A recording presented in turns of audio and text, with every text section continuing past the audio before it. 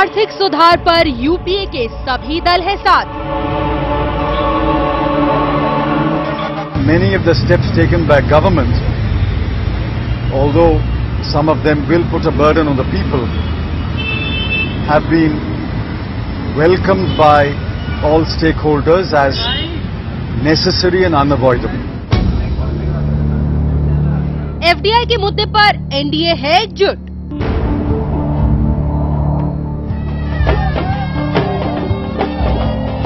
सत्ता में आएंगे तो इस बारे में हमारा बहुत ही सुविचारित मत है कि FDI in retail 51% is not in India's interest. विपक्ष से निपटने को तैयार है सरकार। उनका दोहरे मापदंड और दिवालियापन, नीति के संबंध में निर्णय लेना वो अधिकार क्षेत्र या विशेषाधिकार चुनी हुई सरकार का है। आर्थिक सुधारों पर सिर्फ सियासत तो नहीं। नमस्कार, मैं हूं क्रांति संभव। एफडीआई एक ऐसा मुद्दा हो गया है जो आर्थिक और राजनीतिक मसला कम टेनिस की बॉल ज्यादा हो गई है, जो एक पाले से दूसरे पाले में गिर पड़ रही है। लेकिन इस बीच हम और आप सिर्फ दर्शक बने इस खेल को देख रहे हैं। हालत यह है कि गर्दन में बल तो पड़ गया, लेकिन यह समझ नहीं आ रहा कि ये खेल आखिर है किस लिए। खुदरा इलाके में डायरेक्ट इन्वेस्टमेंट का मतलब है क्या, क्यों ये भारत के लिए इतना अहम है, जिसे समझाने के लिए प्रधानमंत्री को खुद पूरे देश के सामने बात करने के लिए आना पड़ा। क्या ये वाकई आर्थिक सुधार है? क्या ये वाकई किसानों के लिए वरदान है? क्या ये वाकई बिचौलियों का दुश्मन है? कंफ्यूजन ये भी है कि क्या भारत में वॉलमार्ट जैसी कंपनियों का आना किसानों की गुलामी का युग लेकर आएगा या वो सुविधाएं लेकर आएगा जिसके लिए अब तक वो भारत सरकार से उम्मीद लगाते थे लेकिन तरसते रहते थे। सवाल यह भी है कि बिचौलिए के शोषण से बचाने के लिए क्या सरकार के पास और कोई रास्ता नहीं था? लेकिन इन सवालों के जवाब की उम्मीद अभी नहीं कर सकते, क्योंकि इस पर सियासत जारी है। बीजेपी कह रही है हम सत्ता में आए तो वापस कर देंगे। कांग्रेस कह रही है कि ये बनाना रिपब्लिक नहीं है, एक इंग्लिश फ्रेज है। और मुलायम विरोध भी कर रहे हैं, समर्थन भी। एनडीए के सहयोगियों में कई एनडीए के भी साथ हैं और एफडीआई के भी। और अब पॉलिटिकल पार्टियां तो पॉलिटिक्स करेंगी ही। ऐसे में ये मसला कैसे साफ होगा? आज चर्चा उसी मुद्दे पर बड़ी खबर है। सवाल ये कि क्या रिटेल क्षेत्र में एफडीआई सिर्फ एक सियासी मुद्दा है? फायदे और नुकसान से ज्यादा पॉलिटिकल माइलेज की फिक्र है? क्या राजनीतिक बहस के बीच फिर से असल मुद्दा फिसल नहीं गया? एफडीआई पर हो रही बहस में आज किसके हित की पॉलिटिकल पार्टीज बात कर रही है? और आपको बता दें कि इस मुद्दे पर बहस करने के लिए, चर्चा करने के लिए हमारे साथ एक खास पैनल मौजूद है। स्टूडियो में हमारे साथ मौजूद हैं आकाश जिंदल साहब, जो अर्थशास्त्री हैं, आर्थिक मामलों के जानकार हैं, और इसके अलावा जीवल नरसिम्हा राव साहब हैं, राजनीतिक मामलों के विश्लेषक के तौर पर हम इन्हें बहुत दिनों से जानते हैं, अब बीजेपी के नेता के तौर पर भी जानते हैं। शकील अहमद साहब मौजूद हैं, कांग्रेसी नेता। और इसके अलावा हमारे साथ देवेंद्र शर्मा जी भी हैं, कृषि विशेषज्ञ, जो चंडीगढ़ से हमारे साथ जुड़ रहे हैं। लेकिन सबसे पहले आज हम इस चर्चा को क्यों कर रहे हैं उस खबर पर चलते हैं। कल ही ये खबर आई थी। दरअसल फरीदाबाद में चल रहे अपने सम्मेलन में बीजेपी ने कहा कि अगर उसकी सरकार आई तो एफडीआई का फैसला वापस होगा। इस पर तीखी प्रतिक्रियाएं आई, सरकार से लेकर उद्योग जगत तक ने इसकी खबर ली। सत्ता में आएंगे तो इस बारे में हमारा बहुत ही सुविचारित मत है कि FDI in retail 51% is not in India's interest. अगर बीजेपी की सरकार बनी तो रिटेल में एफडीआई का फैसला रद्द होगा। रविशंकर प्रसाद के इस बयान को सबसे पहले वाणिज्य मंत्री आनंद शर्मा ने आड़े हाथों लिया। भारतीय जनता पार्टी एक प्रमुख विपक्षी दल है देश का, और उनका ऐसा बयान एक ही बात को प्रकट करता है कि उनका दोहरे मापदंड और दिवालियापन। लेकिन एफडीआई को लेकर बीजेपी अपने रुख पर फिलहाल कायम दिख रही है। वेंकैया नायडू मनमोहन सिंह के लिखे 2 पुराने खत ले आए हैं जब वो राज्यसभा में विपक्ष के नेता थे। इन खतों के मजमून से बीजेपी उनको रिटेल में एफडीआई का विरोधी साबित कर रही है। केवल वैचारिक कारण नहीं है, जो अर्थव्यवस्था पर व्यवहारिक प्रभाव पड़ेगा इसका, जिसकी वजह से हम इसका विरोध करते हैं। जब ये मल्टी ब्रांड रिटेल आता है तो इसका सबसे पहला असर जो पड़ता है, और हिंदुस्तान में जो पड़ेगा, वो उत्पादन क्षेत्र में जो नौकरियां हैं, मैन्युफैक्चरिंग सेक्टर जॉब्स में पड़ेगी। उद्योग जगत इस मामले में पूरी तरह से सरकार के साथ है। एसोचैम का कहना है तो रिटेल पर एफडीआई के हक में देश भर में मुहिम चलाई जाएगी। कोई भी सरकार ये फैसला पलट नहीं सकती। ये संभव नहीं होता है कि जो रिफॉर्म मेजर्स होते हैं उनको वापस लेना, क्योंकि इतनी देर तक काफ़ी गतिविधियां हो गई होती और तब तक जो है कंज्यूमर, इन्वेस्टर्स, फार्मर्स, ये सबको उनके सामने ये साफ हो जाएगा तब तक कि ये जो है रिटेल, जो मल्टी ब्रांड रिटेल का जो परमिशन दिया है, ये पूरे सब लोगों के लिए, पूरे सेक्टर के लिए और पूरे सेक्शंस के लिए ये फायदेमंद है। इंडस्ट्री की दलील है कि चाहे मुद्दा मल्टी ब्रांड रिटेल सेक्टर में एफडीआई पॉलिसी से जुड़ा हो या फिर आर्थिक सुधार से जुड़ी किसी दूसरे पॉलिसी से, सत्ता में आने के बाद नई सरकारों को पुरानी नीतियों के साथ छेड़छाड़ नहीं करनी चाहिए, क्योंकि इसका बुरा असर निवेशकों पर पड़ेगा। दिल्ली में कैमरामैन सुरेश और अखिलेश शर्मा के साथ हिमांशु शेखर, एनडीटीवी इंडिया। तो ये बात हो गई बीजेपी के बयान की, बीजेपी के कैंप से बयान की और उस पर प्रतिक्रिया की। अब यूपीए की भी बात कर लें। दिल्ली में आज यूपीए कोऑर्डिनेशन कमेटी की बैठक खत्म हुई और बैठक में सोनिया गांधी ने सहयोगी दलों के साथ हाल के आर्थिक सुधारों के ऊपर बात की और बैठक के बाद वित्त मंत्री पी चिदम्बरम ने कहा कि यूपीए के सभी सहयोगी दलों में आर्थिक सुधारों को लेकर आम राय दी। ये सबने माना कि विकास के लिए निवेश जरूरी है, बाहर का भी और घरेलू निवेशकों का भी, और इसके लिए माहौल बनाया जाना चाहिए।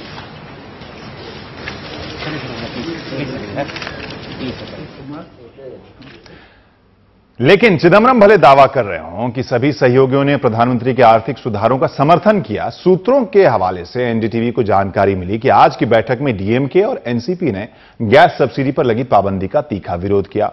बैठक में टीआर बालू ने प्रधानमंत्री और वित्त मंत्री पर तीखा हमला करते हुए गैस सिलेंडरों पर हुए फैसले के रोलबैक की मांग की या फिर इसमें कम से कम 6 या 3 सिलेंडरों की भी छूट मांगी।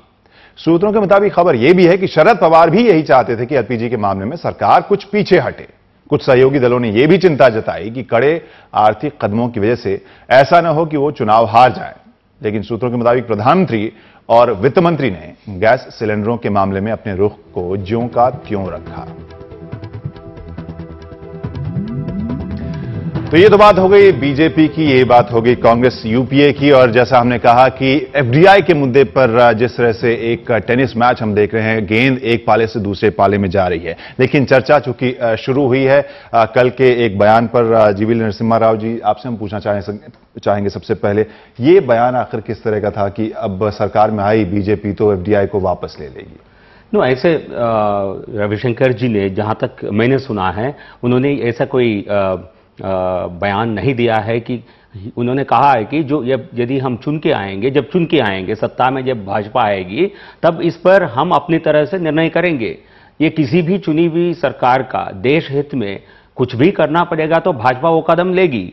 बट लेकिन उन्होंने ऐसा ऑलरेडी बयान दिया, मैं आपसे सुन रहा हूं, उनके जो बयान थी उसमें वो स्पष्ट नहीं था। हमने कल दिन भर जब से उन्होंने दिया था, लेकिन ये भाजपा का, अब देखिए, लेकिन बीजेपी ने इस तरह का निर्णय पिछले कई महीनों से, जब ये पिछले साल संसद में इस पर चर्चा हुआ तब भी इसका विरोध किया भाजपा ने।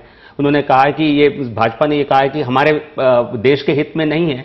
जो देश के हित में नहीं है वो यदि सरकार आज की सरकार वो कब तक रहेगी किसी को पता नहीं है। ये सरकार निर्णय किया है, इसलिए वो देश के हित में तो नहीं बदल जाता है। तो जब ये देश के हित में नहीं होगा, जो भी निर्णय करने पड़ेंगे भाजपा वो कदम उठाएगी।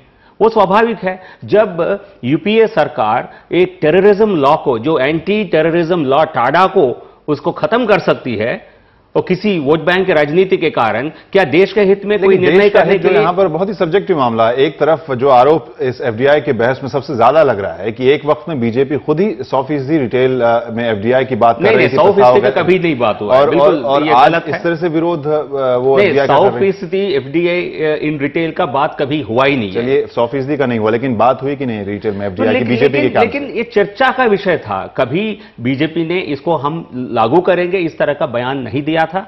और संसद में जब चर्चा हुई इस बात का, कांग्रेस ने कड़ा विरोध किया था। आज अभी जो पत्र दिखा रहे थे मनमोहन सिंह जी का, तो जब वो अपोजिशन में थे, वो अपोजिशन के लीडर ऑफ द अपोजिशन थे राज्यसभा में, तब इन्होंने इस तरह का एनालिसिस किए हैं। तो आज कैसा बदल गया, परिस्थिति कैसे बदली है?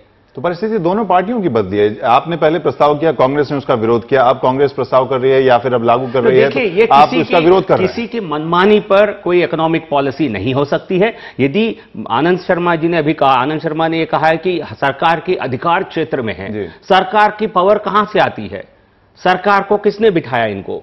सरकार की, आप सरकार में तब तक रहेंगे जब तक आपको संसद के अंदर आपके पास बहुमत हो, और इस विषय पर सरकार अल्पसंख्यक है, सरकार के पास मेजॉरिटी नहीं है। लेकिन तो वो एक मुद्दा है। लेकिन यहाँ विरोध की अगर बात करें नरसिम्हा राव जी, तो यहाँ जैसा कि रविशंकर प्रसाद खुद ही आपने देखा होगा स्टोरी में भी कह रहे थे कि ये कोई वैचारिक विरोध नहीं है, वो मुद्दों के आधार पर विरोध कर रहे हैं। लेकिन हमने देखा थोड़े दिन पहले कोलगेट स्कैम या कोयला घोटाले के ऊपर आपने पूरी जोर शोर से ताकत लगा दी, संसद नहीं चला, अब अचानक वो मुद्दा बिल्कुल चला गया सामने से। एफडीआई के ऊपर आते ही चालाकी है। आप बीजेपी को क्यों कह रहे हैं? सरकार की ये चालाकी है।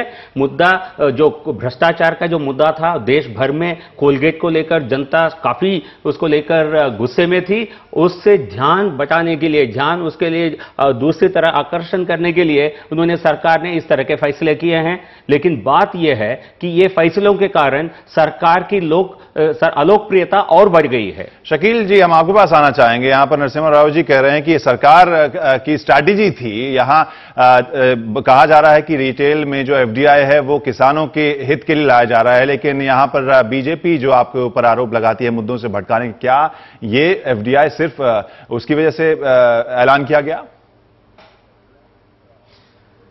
देखिए, अगर उसकी वजह से ऐलान किया गया और बीजेपी उसी पर रिएक्ट कर रही है तो ये इमैच्योर अपोजिशन के लोग हैं, ये जानते बूझते भी इनके अनुसार कि सरकार ने ध्यान भटकाने के लिए किया है और ये सरकार के ट्रैप में फंस जाते हैं, तो एज एन अपोजिशन पार्टी वो अपनी इनकम्पिटेंसी शो कर रहे हैं। मगर सच्चाई ये नहीं है। प्रधानमंत्री तो संसद में बयान देने गए थे, प्रधानमंत्री ने तो वर्बल भी बयान देना चाहा, जबानी और लिखित भी बयान दिया, और हम लोग लगातार इनसे आग्रह करते रहे कि संसद चलने दीजिए। देखिए, अगर उसकी गहराई से जांच हो जाएगी तो भाजपा के कई मुख्यमंत्री जेल चले जाएंगे। इसलिए भाजपा ने जानबूझ के संसद को में एफडीआई की बात कर रहे हैं या कोयला ब्लॉक घोटाले? नहीं, मैं कोयले की बात कर रहा हूं, कोयले की बात कर रहा हूं, जिसके बारे में कह रहे हैं कि उन्होंने ध्यान भटकाने के लिए किया है। कांग्रेस की बात चली नहीं है, तो हम इस इश्यू पर इसलिए वार कर रहे हैं क्योंकि आपकी अलोकप्रियता इससे और ज्यादा बढ़ गई है। लेकिन जो सज्जन वहां बैठे हैं, मैं नहीं जानता, मैंने इंटरप्ट नहीं किया है, इसलिए आग्रह है कि आप भी इंटरप्ट नहीं कीजिए, हम अपनी बात कर लेते हैं, आप अपनी बात कीजिएगा। आपने जितनी देर बात की मैंने तो इंटरप्ट नहीं किया। आप पूरी कीजिए अपनी बात। मैंने एक लफ्ज नहीं कहा, एक लफ्ज नहीं कहा। तो इसलिए अपनी बात यही सभ्यता का ये है, डिबेट, सभ्य डिबेट यही है कि आप अपनी बात कहिए, मैं अपनी बात कहूं। नहीं, बात समझ गए। एंकर साहब सवाल पूछे, देश की जनता जो सुन रही है वो फैसला करेगी कि कौन सही है कौन गलत है। लेकिन आपको क्या लगता है कि चलिए बीजेपी का ये आरोप है, आप क्यों लेकर एफडीआई आए हैं रिटेल में? देखिए, हम इसलिए आए हैं कि हम समझते हैं कि ये देश हित में है और इसीलिए ये किसानों के हित में है। और ऐसा पेंट किया जा रहा है, आप याद कीजिए क्रांति जी, कि जब कंप्यूटर इस देश में राजीव जी ने शुरुआत की थी तो इसी तरह हो रहा था कि बेरोजगारी बढ़ जाएगी, देश कंगाल हो जाएगा, एक कंप्यूटर 100 लोगों को बेकार कर देगा। और जिन लोगों ने विरोध किया था वो आज वोटर से कह रहे हैं कि आप हमको वोट दो, हम आपको कंप्यूटर देंगे। जब हमारे कांग्रेस पार्टी ने, इन्हीं डॉक्टर मनमोहन सिंह जी ने ग्लोबलाइजेशन लाने की बात की थी तो कहा जा रहा था कि असली कांग्रेस पार्टी ने देश को आजादी दिलाई थी, ये नकली कांग्रेस पार्टी फिर से देश को आर्थिक रूप से गुलाम बना रही है। आप ये कह रहे हैं कि कांग्रेस ने एक बहुत ही विजनरी वाला कदम उठाया है, लेकिन विपक्षी पार्टी समझ नहीं पा रहे हैं। हाँ, और नहीं, मैं 1 मिनट में मिसाल दे रहा हूं। और आज ग्लोबलाइजेशन के दौर में नरेंद्र मोदी ऑस्ट्रेलिया, जापान जा रहे हैं, नगरी नगरी बीजेपी के द्वारे घूम रहे हैं नेता लोग कि हमारे देश में और हमारे राज्य में चलिए पूंजी लगाइए, और यही लोग ग्लोबलाइजेशन का विरोध कर रहे हैं। ये एक मुद्दा सरकार ने तो बहुत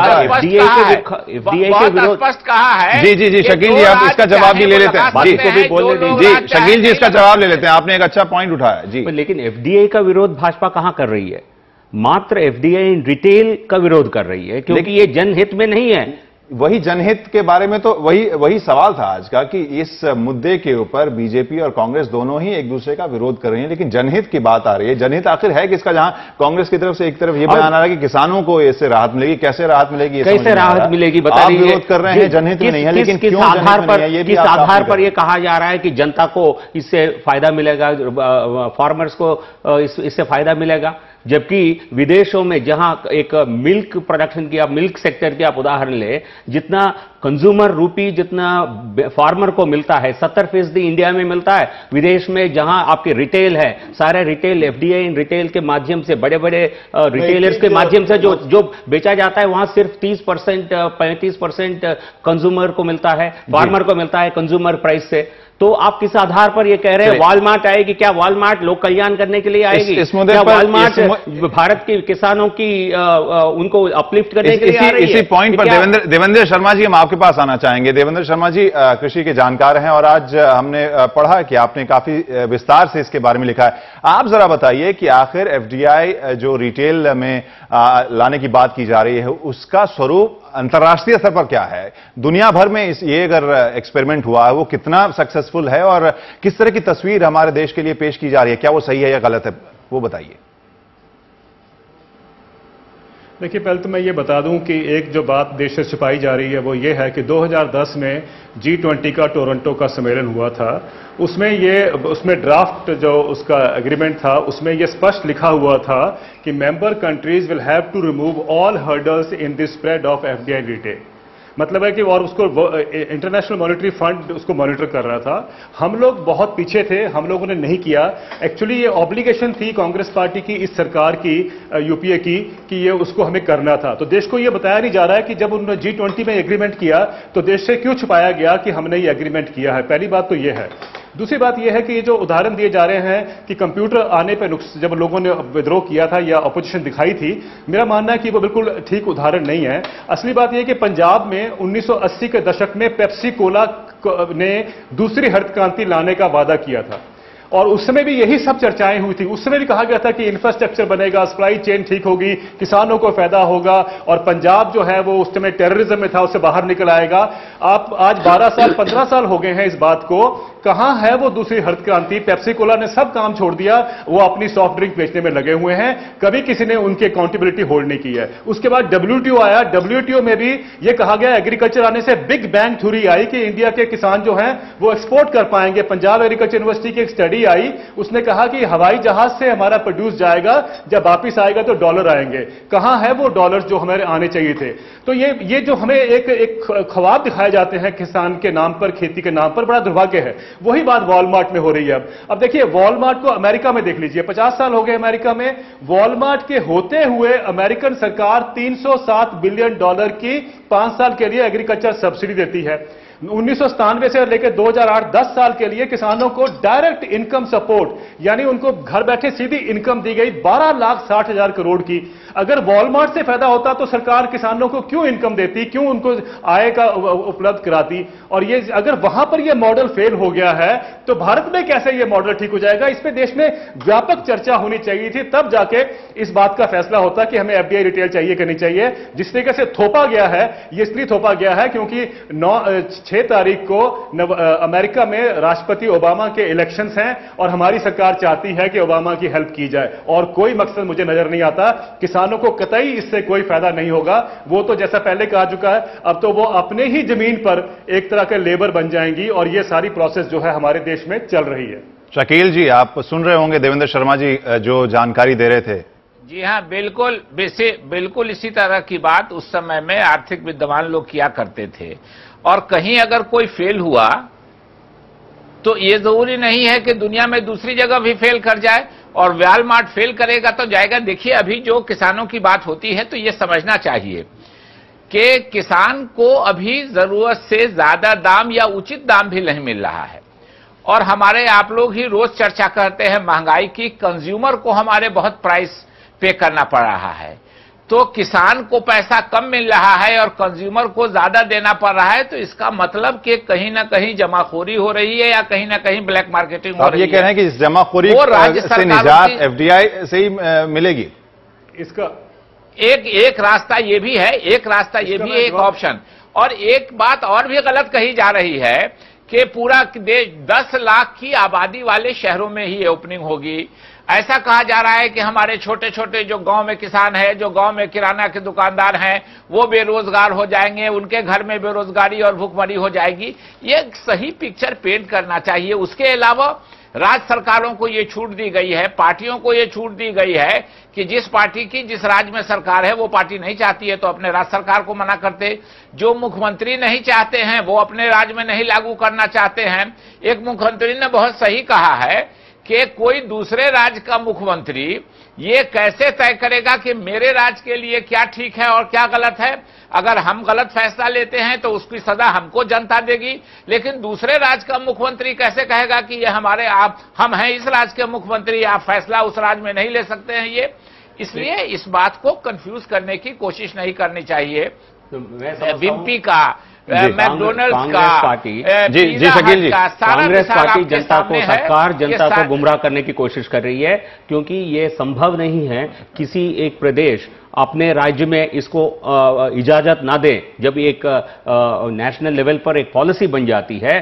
और ये भी 82 देशों के साथ भारत का एक बायलैटरल एग्रीमेंट हुआ है, जिसके तहत ये उनको प्रॉमिस किया गया कि जो भी देशी निवेशक होंगे उनका जो भी उनके लिए जो भी लागू होंगे पॉलिसी प्रिस्क्रिप्शंस जो भी होंगे वो उनके लिए भी लागू होंगे। क्योंकि ये जो सरकार गुमराह करने वाली जो बात कर रही है, ये कल जाके कोर्ट में कोई अपील करेंगे, कोर्ट में केस करेंगे तो बिल्कुल राज्य सरकार इसमें विफल हो जाएंगे, इसको अपने आप को प्रोटेक्ट नहीं कर पाएंगे। ये सरकार ने तत्कालीन वित्त मंत्री प्रणब मुखर्जी साहब ने जब बयान दोनों सदनों में ये इस तरह का आश्वासन दिया था कि सारे दलों से, सारे स्टेक होल्डर से सबसे बात करके निर्णय करेंगे।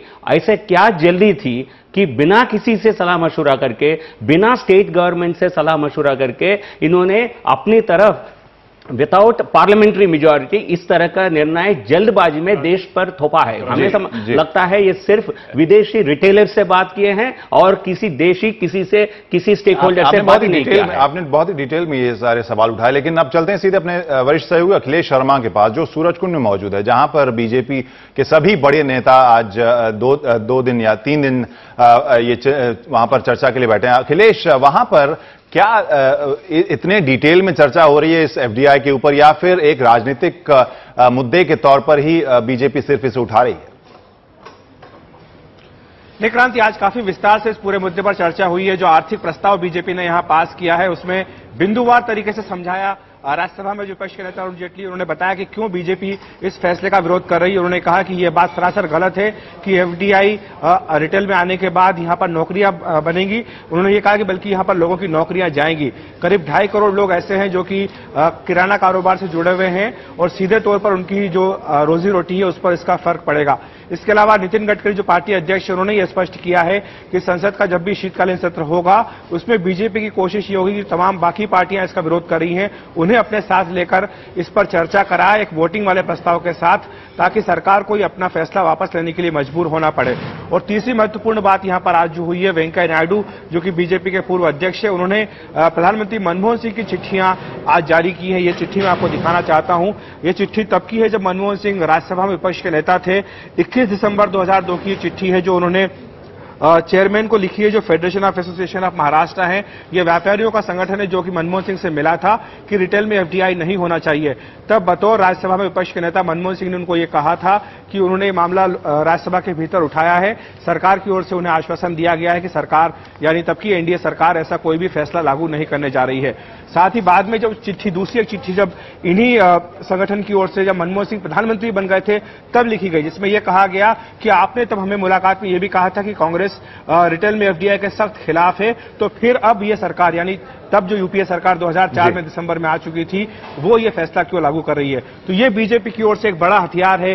मनमोहन सिंह की वो चिट्ठियां जो आज पार्टी ने जारी की हैं, और साफ तौर पर पार्टी ने सवाल उठाया कि कांग्रेस ने विपक्ष में रहते हुए रिटेल में एफडीआई का विरोध किया था और अब सत्ता में आने के बाद उसने ये फैसला लागू क्यों किया है। दिलचस्प यहाँ पर राजनीति हम देख रहे हैं, जो अभी थोड़ी देर पहले ही चर्चा आपसे कर रहे थे कि जब पक्ष प्रस्ताव करता है, विपक्ष उसका विरोध करता है। एक वक्त पक्ष बीजेपी थी, अब अभी कांग्रेस है, यूपीए। यहां पर आकाश जी आपके पास हम आना चाहेंगे। अभी तक राजनीति की चर्चा हो रही है, जरा हमें समझाइए ये जो एफडीआई जो है रिटेल में, उसको लेकर अगर ग्लोबल बात करें वो और हिंदुस्तान, तस्वीर क्या है आखिर ये मामला?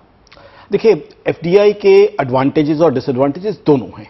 ऐसा नहीं है कि एडवांटेजेस नहीं है। इन्फ्लेशन कम होगी इसकी पॉसिबिलिटी है, किसान मित्र को अच्छे दाम मिल सकते हैं उसकी पॉसिबिलिटी, और साथ ही साथ हमारे रिटेल के शॉपकीपर्स साथ साथ कोएग्जिस्ट कर सकते हैं अगर हम इसके लिए अपना स्ट्रक्चर और मॉडल इस तरीके से बनाते हैं। और दूसरी बात जो बार बार कही जा रही है कि एफडीआई आएगी तो यहां के कंज्यूमर को फायदा नहीं होगा, किसान को फायदा नहीं होगा, तो उसके पास चॉइस तो होगी होगी।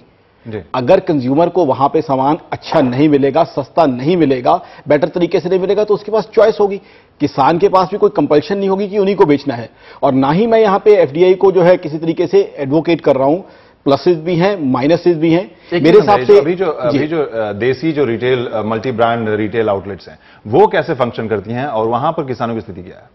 देखिए, देसी जो अभी आज की तारीख में आप कह सकते हैं कि बड़े कॉर्पोरेट सेक्टर के जो हैं लोग, उन्होंने खोले हैं, पिछले 4-5 साल से एक्सपेरिमेंट हो रहा है, सक्सेस काफी मिली हुई है। किसान से जो है अभी तक उस तरीके से प्रोक्योरमेंट नहीं हो रही है, लेकिन जो है लार्ज स्केल में बाइंग कर रहे हैं, लोगों को सामान दे रहे हैं, फुटफॉल काफी है।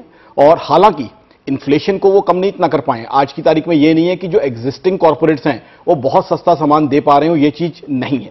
लेकिन आज की तारीख में कस्टमर उनकी तरफ अट्रैक्टेड है, फुटफॉल उनकी तरफ है। लेकिन सबसे इंटरेस्टिंग बात मुझे ये लग रही है जो बीजेपी की तरफ से कही जा रही है कि अब जब वो पावर में आते हैं, जो आपने कही है, हालांकि ये उसको नहीं मान रहे हैं कि तो वो जो है उसको अलाउ नहीं करेंगे, उसको रिवर्स कर देंगे। तो उसमें मैं बीजेपी से जानना चाहता हूं, I have respect for BJP, तो कंट्री की ग्लोबल इमेज का उसमें क्या होगा? और ये ना कहा जाए कि ग्लोबल इमेज की परवाह किसी को नहीं। मेरे मित्र ने अभी कहा, और बीजेपी के कई नेताओं के साथ मैंने टीवी शो किए हैं, वो कह रहे हैं एफडीआई हमें चाहिए दूसरे सेक्टर्स में।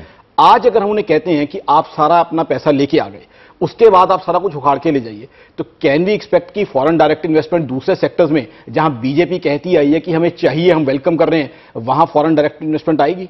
या ग्लोबल इमेज की हमें बिल्कुल ही परवाह नहीं है? कॉर्पोरेट दुनिया के ऊपर भी एक नकारात्मक असर तो पड़ेगा। देखिए, एफडीआई मल्टी ब्रांड रिटेल के अलावा किसी सेक्टर में इस तरह का विरोध नहीं किया है, क्योंकि देश में फॉरेन डायरेक्ट इन्वेस्टमेंट की जरूरत है, लेकिन उसकी जरूरत ऐसे सेक्टर्स में है जहां हमको बड़े पैमाने पर इन्वेस्टमेंट चाहिए, इंफ्रास्ट्रक्चर सेक्टर्स में, या टेक्नोलॉजी चाहिए। और ये बड़े किराने स्टोर्स खोलने का ये कोई बड़ा कोई साइंटिफिक डेवलपमेंट तो नहीं है, इसलिए। और दूसरा, डोमेस्टिक, अगर हम उन्हें कहेंगे कि आज अपना इंफ्रास्ट्रक्चर यहां से ले जाइए, अपनी कैपिटल यहां से ले जाइए, उसके बाद क्या एफडीआई दूसरे सेक्टर्स में हमारी इमेज ऐसी होगी कि दूसरे सेक्टर में जहां मेरे मित्र कह रहे हैं एफडीआई आनी चाहिए, वहां हमें एफडीआई मिल पाएगी? मैं ये नहीं कह रहा कि एफडीआई को ये कहूं कि एफडीआई बहुत अच्छी चीजें आनी चाहिए। मेरे हिसाब से यूपीए की भी गलती ये है कि उन्होंने बीजेपी की बात नहीं सुनी। उन्हें बीजेपी की बात सुननी चाहिए थी, एक नेशनल डिस्कशन होनी चाहिए। सवाल है, लेकिन एक छोटा सा ब्रेक लेना पड़ेगा। ब्रेक के बाद हम वापस आएंगे, जहां बात करेंगे एफडीआई के ऊपर बीजेपी के विरोध और कुछ क्षेत्र में समर्थन को लेकर भी, साथ में एनडीए के अंदर जो दल हैं वो कितना साथ दे रहे हैं यहां एनडीए का, और साथ में कांग्रेस के रुख के ऊपर भी। लेकिन पहले एक छोटा सा ब्रेक।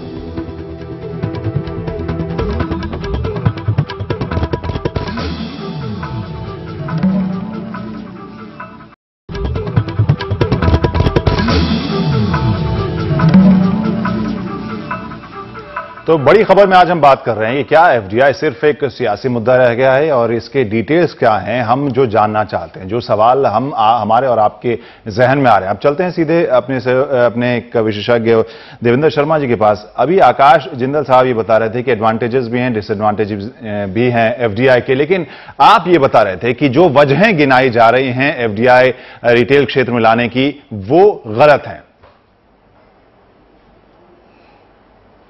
जी देखिए, ये कंज्यूमर्स की बात हुई कि भारत में 2006 से हमने organise retail, domestic organise retail को इजाजत दी हुई है, जिसमें रिलायंस फ्रेश और ये मेट्रोज और ये सब जो कंपनियां हैं ये हैं कार्य कर रही हैं। लेकिन आपको हैरानगी होगी जान के कि इन सब ने लॉसेस जो हैं रिपोर्ट किए हैं, और बिग बाजार को मिलाकर ये सब अपने नुकसान उसमें चल रही हैं। और ये कहना कि ये कीमत ज्यादा दे रही हैं, अगर आप स्टडीज देखिए, नबार्ड ने एक स्टडी की है हैदराबाद शहर के लिए, जहां पर कि 30 एक ऐसे ऑर्गेनाइज रिटेल स्टोर्स हैं, उन्होंने ये कहा है कि 15% ये कंपनियां ज्यादा चार्ज कर रही हैं जो कि ओपन मार्केट में है।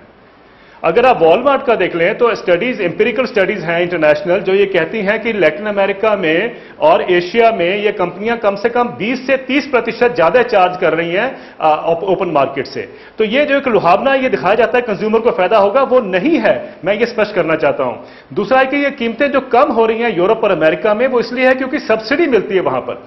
सब्सिडी मिलने से क्या होता है कि जब इतनी, जैसे कॉटन है उसमें इतनी सब्सिडी मिलती है कि जो इंटरनेशनल प्राइसेस हैं वो गिर जाते हैं, तो उसके करके ये जो कंपनियां हैं वो सस्ता बेच पाती हैं।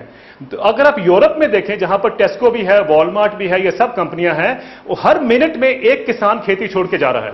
अगर इससे फायदा होता तो किसान क्यों जाते? ये कहा जाता है कि साहब बिचौलिए हट जाएंगे।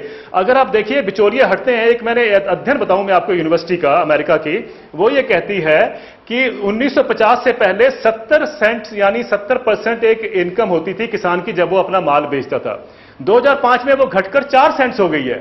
तो बिचौलिए कम होते हैं तो इनकम तो बढ़नी चाहिए थी, लेकिन यहां पर इनकम कम क्यों हुई है? क्योंकि बिचौलिए बढ़ जाते हैं, वो नए बिचौलिए हैं, स्टैंडर्डाइजर, क्वालिटी कंट्रोलर, प्रोसेसर, ये सब नए बिचौलिए बन जाते हैं। प्रॉब्लम हमारे देश में यह है कि लोग पढ़ते नहीं है, लोग अध्ययन नहीं करते हैं। और मैंने देखा है जो हम बात करते हैं कि सब एम्प्लॉयमेंट जनरेट होगी, वॉलमार्ट का टोटल टर्नओवर भारत की रिटेल के बराबर है, $450 बिलियन उनका रिटेल टर्नओवर है, हमारा 460 के आसपास है।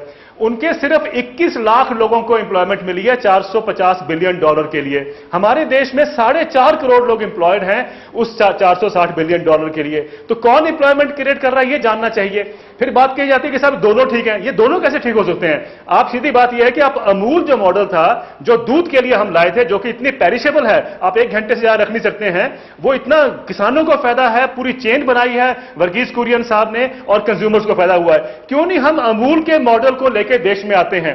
पर सारी बात यह है यहां पर किकबैक्स नहीं है जो कि वो कंपनियां देती हैं। वॉलमार्ट ने हमारे देश में 52 करोड़ रुपए खर्चा है सिर्फ लॉबिंग करने के लिए 2 साल में। बाकी कंपनियों ने कितना खर्चा हमें नहीं मालूम। मेक्सिको में ये न्यूयॉर्क टाइम्स ने कहा है कि वॉलमार्ट ने ब्राइब दे के 50% उस पर कब्जा कर लिया उनकी मार्केट के ऊपर। अगर वहां ये ब्राइब दे सकते हैं तो ये तो लाजमी है कि भारत में भी दिया होगा। अब किसको दिया मैं नहीं जानता, लेकिन ये हमें जानने की जरूरत है कि क्यों है ये इसके जो सच भाग दिखाए जा रहे हैं उसमें क्यों हम समझने की कोशिश नहीं करते, क्यों हम देश में एक व्यापक जो है डिबेट नहीं करते ऐसे डिसीजन लाने के पहले जो कि देश के लिए बहुत हानिकारक हो सकते हैं आने दिनों में।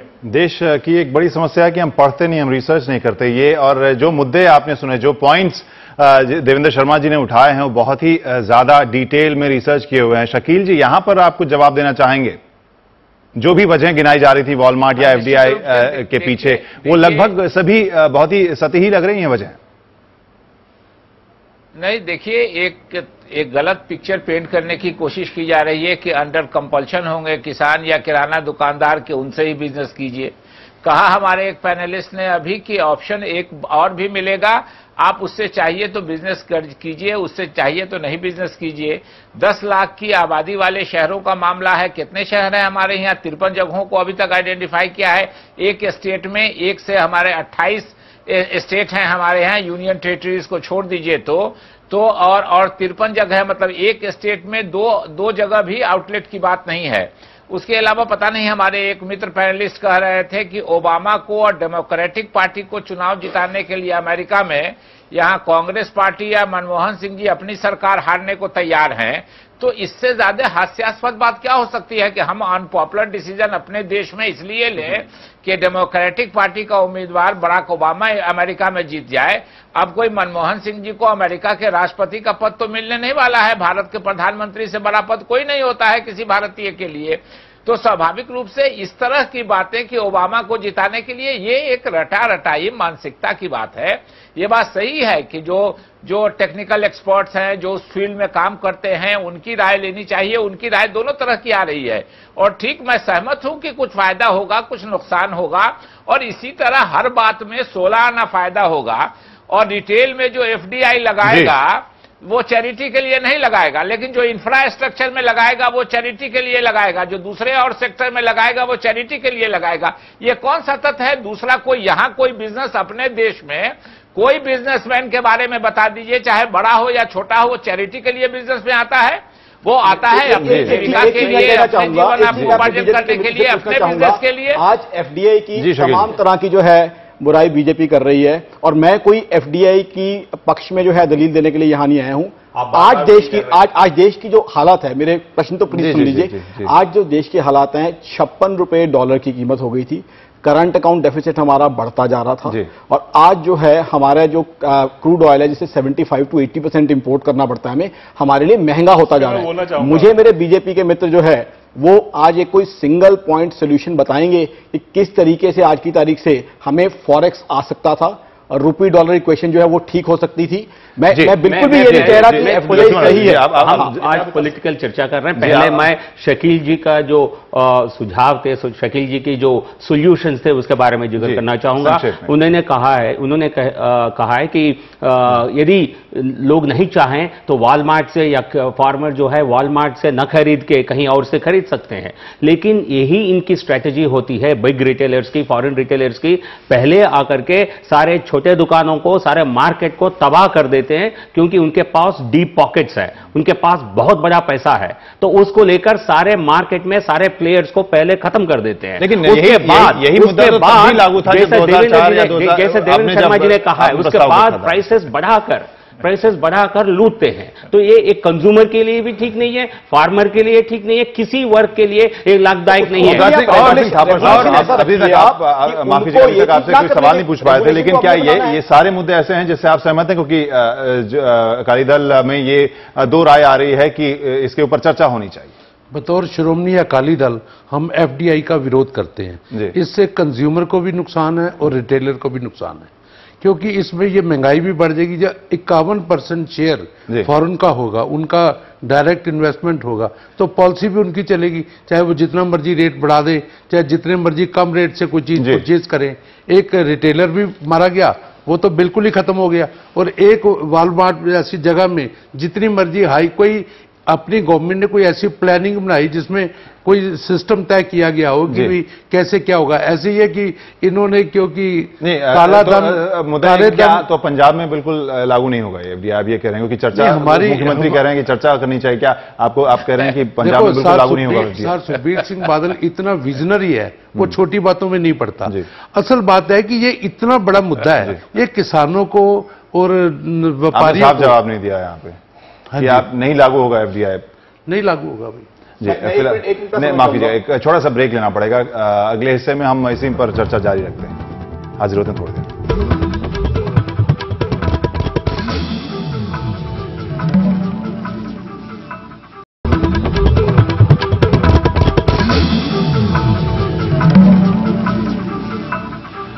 बड़ी खबर में आपका एक बार फिर से स्वागत है। इस सेगमेंट में वक्त बहुत कम है, हम जल्दी अपने सभी मेहमानों से प्रतिक्रिया जानना चाहेंगे, लेकिन यहां शकील जी ने कुछ बातें कही थी देवेंद्र शर्मा जी के आरोपों के ऊपर। देवेंद्र जी, आप जवाब देना चाहेंगे